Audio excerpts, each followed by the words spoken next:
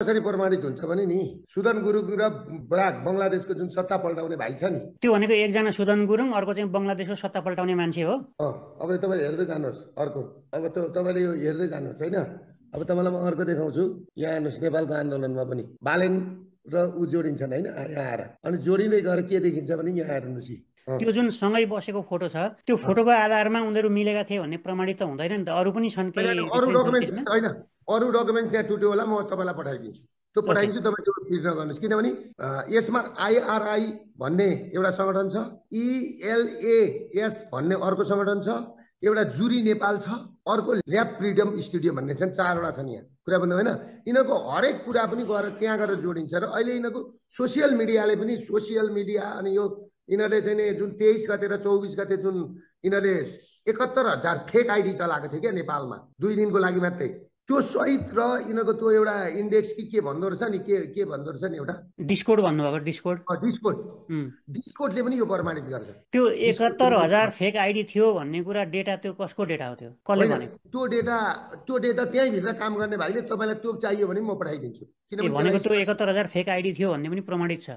प्रमाणित, किनभने त्यसको फेक आइडीको 71,000 त राखेको छैन, स्क्रिनसट राखेको छ क्या, केही स्क्रिनसटहरू राखेको छ। त्यो म आवश्यक पऱ्यो भने तपाईँलाई पठाइदिन्छु। र अरू प्रयोग भएका मान्छे 95%ले अहिले तपाईँको यो बालेन, ओम प्रकाश अरियाल र यो सरकारलाई छोडिसके, सुशीला कार्कीलाई छोडिसके। किन छोडे भन्दाखेरि अन्तिममा गएर त देशै चाहिँदो रहेछ, अन्तिममा गएर पशुपतिनाथको मन्दिरै चाहिँदो रहेछ। उनीहरूले के बुझे भने, मैले के भने हेर साथी हो, खाने भातै हो, जाने घाटै हो, एक दिन मर्नै पर्छ जन्मेपछि। तर देशमाथि गद्दार नगरौँ, देश टुक्रिन नदेऊ।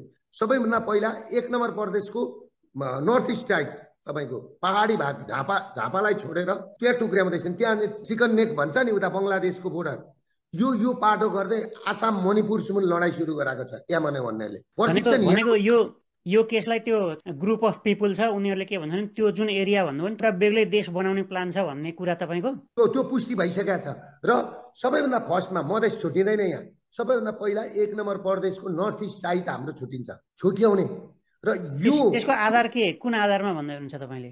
होइन, सबै तयारी गरेर त्यहाँबाट गरिसकेपछि उता तपाईँको कुकुरल्यान्ड जुन भन्नुभयो नि तपाईँले, मणिपुरसम्म छुट्याउने यो जुन मध्य पहाडी जुन छ नि पहाडी जिल्ला, र त्यो ठाउँ लगभग अहिले खाली पनि भइसक्यो। तपाईँको हिमालमा त मान्छे छैनन्, पहाडमा पनि तपाईँको चाहिँ नि अहिले लगभग तपाईँको चाहिँ नि 25% मात्रै मान्छे छन्, लगभग झरिसके। भनेपछि पहाड सबै खाली गर्ने र त्यो एरिया छुट्याउने र त्यहाँ तपाईँको चाहिँ नि आफूले के गर्न मन लाग्छ त्यो गर्ने। अब त्यो डिजाइन अनुसार, अब अरू डिजाइन त बिस्तारै आउला, त्यो त अब सबै कुरो छैन। यो जुन मैले सार्वजनिक गरिसकेपछि तपाईँले के बुझ्नुहोस् भने, यो कुरो जुन हामीले सार्वजनिक गऱ्यौँ नि, सार्वजनिक गर्नको लागि त यहाँ मेरो टिम, मेरो छोरा, मेरो परिवार सबै डराएको थियो, नगर्नु भन्दै थियो। र पनि मैले मर्नुपर्छ भने मर्न तयार छु भनेर मैले मेरो छोरालाई भनेर बरु म घर छोड्छु, तिमीहरूलाई अप्ठ्यारो हुन्छ भने बरु घर छोड्छु, म गएर मन्दिरमा बस्छु है। मन्दिरमा बसेको मान्छे एउटा जोगीलाई मार्छ भने मारोस् है, तर देश बचाउनेमा लाग्छु छोरा भनेर मैले यो सार्वजनिक गरेको।